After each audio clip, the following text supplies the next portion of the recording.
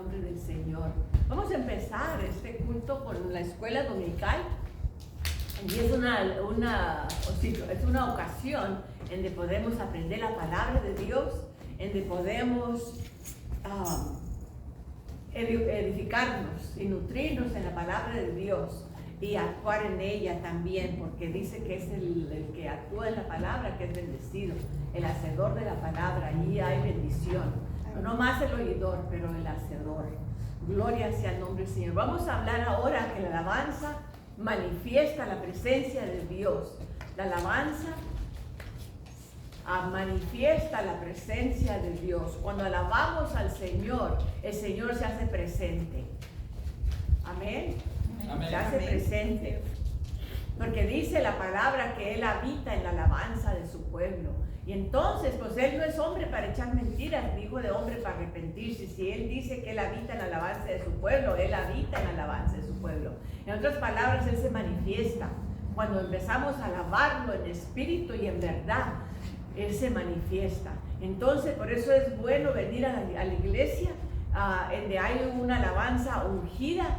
Eso quiere decir que cuando la presencia del Señor está sobre el ministro de alabanza, que ha sido llamado, ¿verdad?, para alabar y a glorificar al Señor, entonces Él trae la misma presencia de Dios cuando empieza a alabar al Señor. Y el pueblo se beneficia de esa presencia.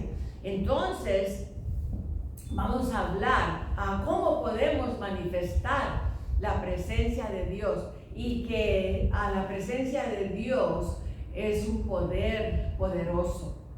Padre Santo que estás en los cielos, te damos gracias, Señor, por este tiempo que tenemos en tu presencia. Señor, gracias por la unción de enseñanza que está sobre de mí, que tú me has ungido para dar buenas nuevas a los pobres. Señor, gracias. Pónganse de acuerdo conmigo que la unción va a fluir, que la unción de la enseñanza va a fluir para que seamos todos bendecidos en el nombre de Jesús. Vamos a ir ahí a Salmos capítulo 9, Salmos 9 del 1 al 3. Perdón, Salmos 9 dice, ¿listos? Salmos 9 del 1 al 3. Dice, te alabaré, oh Jehová, con todo mi corazón. Ahí está. Porque la palabra dice que el Señor anda buscando alabadores que le alaben en espíritu y en verdad. En otras palabras, de todo tu corazón. Cuando alabamos al Señor, lo alabamos con todo nuestro corazón, con toda nuestra fuerza, con todo nuestro anhelo, con todo nuestro deseo, con toda nuestra alma. Por eso el salmista decía, bendeciré a Jehová en todo tiempo. Su alabanza estará siempre en mi boca. Amén. Aleluya. Te alabaré, oh Jehová, con todo mi corazón. Contaré todas tus maravillas. Entonces, esa es la manera como la presencia de Dios se manifiesta. Alabando al Señor con todo nuestro corazón, contando todas sus maravillas. Me alegraré y me regocijaré en ti. Cantaré a tu nombre, oh Altísimo. Aquí cantamos un canto. Ajá. Te alabaré, oh Jehová, con todo mi corazón. Tu alabanza estará. Cantaré todas tus. Ustedes saben que los salmos eran los cánticos de Israel y las oraciones de Israel. Aquí en todos los salmos, todos son cantos. Hay uno en Salmo 5, que estábamos cantando hoy en la mañana, que dice, de mañana oh Jehová, de mañana oirás mi voz, de mañana me presentaré, delante de ti esperaré. Salmo 5. Y entonces Salmo 63 es el que canta Marcos Witt, que dice, temprano yo te buscaré, de madrugada yo me acercaré a ti, mi alma te anhela y tiene sed para ver tu gloria y tu poder. Así es que son cantos de poder, ¿verdad? Los salmos son cantos de poder. Y así muchos de los salmos son cánticos, porque era el libro de cánticos de Israel y el libro de oraciones de Israel. Hay oraciones también en los salmos que se pueden orar. Gloria a Dios. Amén. Así es de que los salmos son son bien lindos. Si podemos empezar del Salmo 1 y luego leer hasta el Salmo 150, es un buen proyecto de tener de alabanza al Señor. Aleluya. Entonces, quizá tú puedes decir, bueno, pero yo ni voz tengo para cantar, no puedo cantar muy bien, pero eso no importa, que no puedas cantar bien. El Señor recibe tu alabanza desde tu corazón. El Señor la recibe. Y entonces puedes alabar al Señor en fe, y empezar a hacer un grito de júbilo al Señor y empezar a alabarlo. Y por eso es bueno, ¿verdad? Aquí puedes aprender cantos. Aquí en la iglesia se aprenden cantos que son muy lindos al Señor. Y si no tienes copias, pues pídeselas al ministro de alabanza, una copia, para que puedas. Yo tengo un folder, un cartapaz así, lleno de puros alabanzas, de puras canciones, que cuando me aparto al Señor, cuando el enemigo pone depresión, pone aflicción, pone pesadumbre, ¿verdad? Desánimo. Entonces es importante que tú tengas un cántico en tu corazón para el Señor, para que puedas alabarlo y lo puedas glorificar al Señor. Y cuando tú empieces a cantar de todo tu corazón y empiezas a alabar al Señor, la presencia del Señor se hace presente. Y entonces vamos a leer lo que pasa en el versículo 3. Vamos a ver que los enemigos huyen. Cuando tú estás alabando al Señor de todo tu corazón, estás contando sus maravillas, lo que han hecho en tu vida, entonces tú puedes. Y si no tienes experiencias, pues puedes leer los salmos. Salmo 145 está bien bonito. Entonces dice así: mis enemigos volvieron atrás, cayeron y perecieron delante de ti. Podemos decir, entonces mis enemigos volvieron atrás, cayeron y perecieron delante de ti. Así es de que el enemigo retrocede cuando empezamos a alabar. Y por eso cuando venimos aquí debemos de ser participantes de la alabanza. Cuando empieza el ministro de alabanza a cantar y a alabar al Señor, únete a Él y levanta tus manos y empieza a alabar al Señor allí. De la manera que tú puedes hacerlo, empieza a alabarlo. Y entonces dice aquí que cuando empezamos a alabar, a contar sus maravillas y alegrarnos en Él. Y a veces, hermanos, tenemos que alegrarnos en fe, porque en muchas ocasiones no sentimos como alegrarnos. Este cuerpo natural y esta mente natural no quiere alabar al Señor, y muchas veces el enemigo ataca nuestra mente, ataca nuestro cuerpo y no sentimos ganas de alabar al Señor. Entonces es tiempo de ofrecer un sacrificio de alabanza al Señor. ¿Y por qué dice sacrificio? Porque es un sacrificio. Porque no te sientes como hacerlo. Entonces tienes que por fe levantar tus manos. Entonces el canto dice: levanto mis manos aunque no tenga fuerzas, levanto mis manos aunque tenga mis problemas. Entonces lo que estás haciendo, no estás considerando las circunstancias, no estás considerando el problema, no estás considerando el dolor, no estás considerando el desánimo, no estás considerando la preocupación, el temor por aquella situación, no estás considerando. Y cuando tú miras tus ojos al Señor y las quitas de las circunstancias, entonces el enemigo huye y deja tu mente en paz y tus emociones en paz, y ya puedes estar contenta, ya con ganas, con deseos de limpiar tu casa o de hacer tu comida o lo que tú tengas que hacer, ¿verdad? Porque no estás considerando las circunstancias, estás considerando al Señor. ¡Aleluya! Amén. Y entonces vamos a ver otra situación en el enemigo huye cuando la presencia del Señor. Y vamos a ir allí a Primera de Samuel 5, Primera de Samuel 5. Vamos a ver allí de otra situación donde el enemigo huyó porque la presencia del Señor estaba presente, y el enemigo no puede aguantar la presencia de Dios, huye en la presencia de Dios. Y esto fue aquí cuando, usted sabe que en el Viejo Testamento había una arca le llamaban la arca del pacto, y allí en esa arca había unos querubines que cubrían la arca, y entonces la presencia del Señor se manifestaba encima de los querubines, se manifestaba como en una nube, se manifestaba la presencia de Dios, porque en el Viejo Testamento los hombres y mujeres del Viejo Testamento no eran nacidos de nuevo como tú y yo. Si tú has aceptado a Jesús como tu Salvador, tú ya eres nacida de nuevo, nacido de nuevo. Tú tienes ya la presencia de Dios en tu ser, y entonces, porque ya la presencia está allí. En el Nuevo Testamento, la presencia de Dios venía sobre el rey, sobre el sacerdote. En el viejo. Sí, en el Viejo Testamento, perdón. En el Viejo Testamento venía la presencia de Dios sobre el rey, sobre el sacerdote, sobre el profeta, y se manifestaba ocasionalmente. Pero yo y tú no vivimos en el Viejo Testamento, ni vivimos en ese tiempo. Ahora vivimos en el Nuevo Testamento. En el Espíritu de Dios habita, hacemos templos del Espíritu de Dios. Hay una canción que dice: no sabéis que hacemos templo. No sabéis que hacemos templo. Somos templo. Somos el templo del Espíritu de Dios. Entonces el Espíritu de Dios dice: nunca te abandonaré, nunca te dejaré, estaré contigo todos los días de tu vida.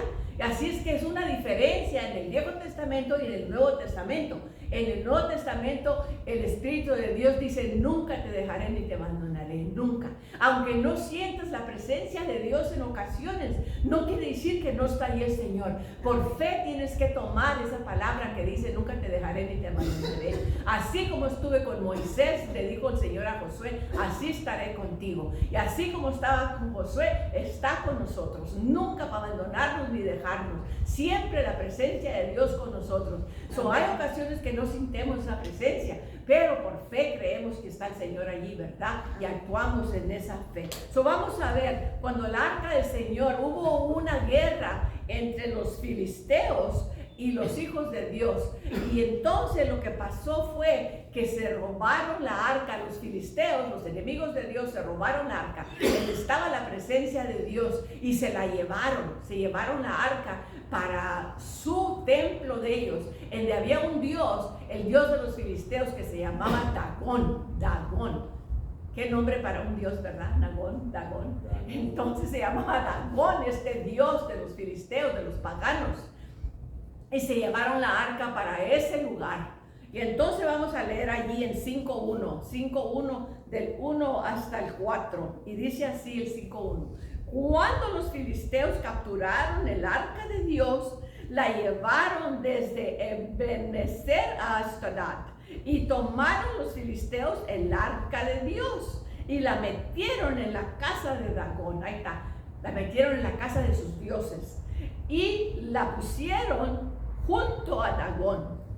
Ahora, Dagón representa el diablo, porque en el Nuevo Testamento dice que el Viejo Testamento son sombras, símbolos de aquellas cosas que iban a venir. Entonces, Dagón era una representación del diablo mismo. Vamos a ver qué dice. Y cuando al siguiente día los de Ashdod se levantaron de mañana, he aquí Dagón postrado en tierra delante del arca de Jehová. Y tomaron a Dagón y lo volvieron a su lugar. Recogieron el estatua. Recogieron la estatua y la pusieron otra vez en la presencia de Dios. Y entonces, ¿qué dice? Y volviéndose a levantar en la mañana el siguiente día, he aquí que Dagón estaba caído postrado delante Dagón había caído postrado en tierra delante del arca de Jehová. Y miren lo que le pasó a Dagón. Y la cabeza de Dagón y las palmas de sus manos estaban cortadas sobre el umbral, habiéndole quedado Dagón el tronco solamente. Así es de que aquí vemos, ¿verdad? Que el diablo no puede estar en la presencia de Dios. Este era un símbolo del diablo, Dagón, porque era el dios filisteos. Sí, el dios de los filisteos, el dios pagano. Y Ídolo. entonces Dagón no aguantó la presencia de Dios, se cayó, se le cayó la cabeza, se le cayeron las manos. Gloria a Dios. Así es de que vemos ahí, ¿verdad? Aquí que Dagón no podía estar en la presencia de Dios. Ahora vamos a ir. Dice una palabra que si 1000 hacen oír a 1000, si uno hace oír a 1000, Oyeron, si uno hace oír a 1000, dos hacen oír a 10. hacen huir a 10,000. Gloria sea el nombre del Señor. Pero con la unción de Dios. Con la unción, sí. Entonces vamos a Primera de Samuel 16. Primera de Samuel 16. Y vamos a enfocarnos ahí en ciertas escrituras. Y aquí vamos a ver otra vez como la presencia de Dios. La presencia de Dios también se llama la unción. La unción. La presencia de Dios. La palabra dice que como Jesús anduvo haciendo bienes y sanando a todos los oprimidos del diablo, porque Dios estaba con él. Así es que Jesús estaba ungido. En otras palabras, la presencia de Dios, ungido quiere decir que la presencia de Dios, la capacidad, de la habilidad, el poder está sobre de ti para poder llevar a cabo cualquier obra.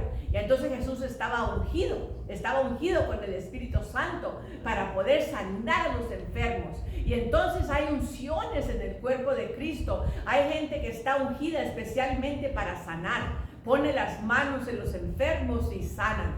Y no nomás, claro, que la gente que está ungida, todos nosotros podemos poner manos sobre los enfermos, porque la palabra de Dios dice en el capítulo 16 de Marcos, pondrán manos, dice los creyentes pondrán manos sobre los enfermos y sanarán. Así de que nosotros como creyentes podemos poner manos sobre los enfermos. Pero vamos a ver que en el 16 que hubo otra batalla entre los amalequitas y Israel. Y entonces ellos perdieron la batalla, los de Israel perdieron la batalla, y dice que como 4,000 hombres cayeron en esa batalla. Y entonces ellos dijeron, pues vamos a traer la arca del Señor a Silo, vamos a traer la arca del Señor, y para que el Señor nos proteja. Y entonces dice que fueron y trajeron la arca, porque fueron a la batalla otra vez. Pero lo que pasó fue que fueron derrotados otra vez, y como 400,000 hombres de Israel cayeron derrotados. Entonces yo me estaba preguntando por qué fue que Dios no los protegió. Ellos se llevaron la arca, donde estaba la presencia de Dios, a la batalla, pero ellos perdieron la batalla porque los filisteos agarraron ánimo y dijeron, no, vamos a agarrar ánimo, porque si acaso ellos nos ganan, vamos a tener que ser sus esclavos. Pero si no, nosotros ganamos, ellos van a ser nuestros esclavos. Y entonces me estaba preguntando yo, ¿por qué? ¿Por qué fue que el Señor no nos protegió en esa batalla? Pues vemos, si acaso leemos el capítulo 17, me parece. Si leemos el capítulo 17, podemos ver que Samuel les dijo a ellos, dijo, apártense de sus dioses, de Ashtaroth, la diosa de los amoreos, apártense de sus dioses y verán que Dios los protegerá. Pues esta gente estaba adorando los Baales, estaba adorando otros dioses, y entonces no tenían la protección de Dios. Pero entonces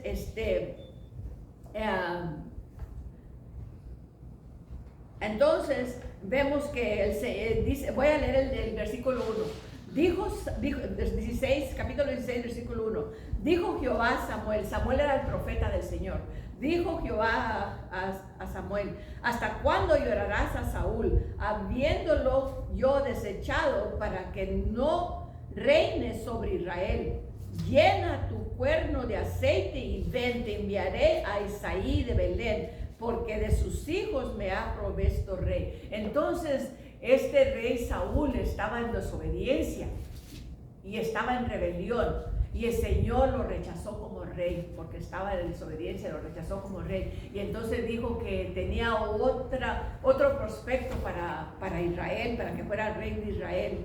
Y entonces este Samuel se fue y se fue a Belén. Y allí dijo, bueno, dijo, vengo a sacrificar. Porque él dijo, ¿qué pasa si yo voy a ungir a otro rey? Y el rey Saúl se da cuenta, me matará. Y el Señor dijo, agarra un becerro de la manada y vete a Belén y diles que vienes a sacrificar al Dios de Israel. Llegó allí y entonces llamó a Isaí, que era el papá de David, el rey David, lo llamó y le dijo, vengo a sacrificar. Y entonces santificó a todos sus hijos. Y entonces el Señor le dijo que de allí él había escogido un rey de la casa de Isaí. Y entonces cuando él vio a Eliab, él dijo, ciertamente el ungido del Señor está aquí. Y entonces eso es lo que dice el Señor en el versículo 16, 7. Y Jehová respondió a Samuel, no mires a su padecer ni a lo grande de su estatura, porque yo lo ha desechado, porque Jehová no mira lo que mira el hombre, pues el hombre mira lo que está delante de sus ojos, pero Jehová mira el corazón. Ahí está. Entonces Jehová dice que él mira al corazón. Y entonces dice que Isaí hizo pasar a todos sus hijos, tenía 8 hijos, los hizo pasar a todos, los 7. Y entonces dice Samuel, no, dice, ninguno de esos es el que el Señor ha escogido para rey. Y entonces dijo, pues no tienes otro hijo, pues tengo uno, pero está pacenteando las ovejas. Pues tráelo, porque no nos vamos a sentar a la mesa hasta que él venga. Y lo mandaron traer. Y entonces dice el versículo 12, envió pues por él y lo hizo entrar. Este es David. Y lo hizo entrar. Era rubio, hermoso de ojos y de bien padecer. Entonces Jehová dijo, levántate y úngelo, porque este es él. Y Samuel tomó el cuerno del aceite y lo ungió, o lo separó para que fuera rey de Israel, en medio de sus hermanos. Y desde aquel día en adelante, el Espíritu de Jehová vino sobre David. Entonces, desde ese tiempo, el Señor ya lo había apartado como ungido. Y entonces dice que se le dio gran poder. Y vamos a ver el 14. Y el Espíritu de Jehová se apartó de Saúl y lo atormentaba un espíritu malo de parte de Jehová. Yo quiero que veamos eso, porque la palabra de Dios aquí dice que un espíritu malo de parte de Jehová. Pero Jehová, nuestro Dios, y el diablo no están trabajando juntos, no tienen nada que ver el Señor con el diablo, porque él ya lo derrotó en la cruz del Calvario. Y entonces el Señor no manda espíritus malignos a sus hijos para que los atormenten. Este es un verbo permisivo. El Señor permitió ese espíritu maligno. ¿Por qué? Porque él estaba en desobediencia y él estaba en rebelión, y por eso ese espíritu maligno vino y lo atormentaba. Y entonces la palabra de Dios dice que ese espíritu, que el Espíritu Santo dejó a Saúl, y en lugar de eso un espíritu atormentante venía y lo llenaba de depresión y lo llenaba de temor. Así es de que Dios no está mandando espíritus malignos para sus hijos. Amén. Amén. ¿Lo creen eso? Amén. Sí, porque Dios es un Padre de amor, es un Padre bueno. Él no manda espíritus malignos que atormenten a sus hijos. Y vamos a ver aquí que la presencia de Dios sobre David ahuyentó a ese espíritu maligno, porque entonces los siervos de Samuel o de Saúl le dijeron, nosotros conocemos a un muchacho que toca muy bien la arpa y que la presencia de Dios está sobre él. Y entonces él dijo, mándenlo y tráiganlo para aquí. Y entonces dice, y Saúl envió a decir a Isaí, al papá de David, yo te ruego que esté David conmigo, pues ha hallado gracia en mis ojos. Y cuando el espíritu malo de parte de Dios venía sobre Saúl, David, mira, aquí está. David tocaba el arpa tomaba el arpa y tocaba con sus manos. Y Saúl tenía alivio y estaba mejor, y el espíritu malo se apartaba de él. Gloria a Dios. Así es de que Dios no va a mandar un espíritu maligno y luego con su mismo poder, su presencia, lo va a echar fuera al mismo tiempo, ¿verdad? Que no es como contradecir. Y entonces ese espíritu maligno venía de parte del enemigo. El espíritu, la palabra dice que Dios no nos ha dado espíritu de temor, pero de poder, de amor y de confianza propia. Así es que Dios no manda espíritus malignos para que te molesten. El diablo, él está empleado por él mismo. Él mismo es el que manda sus espíritus malignos. Pero gloria a Dios que tenemos poder sobre esos espíritus. La palabra de Dios dice que los resistan y huirán de nosotros. Nosotros, el Señor nos ha dado el poder para resistir. Amén. Amén. Amén. Gloria a Dios. Gloria a Dios. Vamos a tener una oración y luego vamos a iniciar la segunda parte del culto. Padre Santo que estás en los cielos, te damos gracias, Señor, por las enseñanzas de tu palabra. Gracias, Señor, porque tú nos enseñas cómo podemos, Señor, sobrellevar las aflicciones, cómo podemos llevar las angustias, la depresión, Señor, a través de la alabanza, a través, Señor, de que tú te manifiestas en la alabanza de tu pueblo, Padre Santo. Te damos gracias, Señor, por esta enseñanza, en el nombre de Jesús. Amén. Amén. Gloria.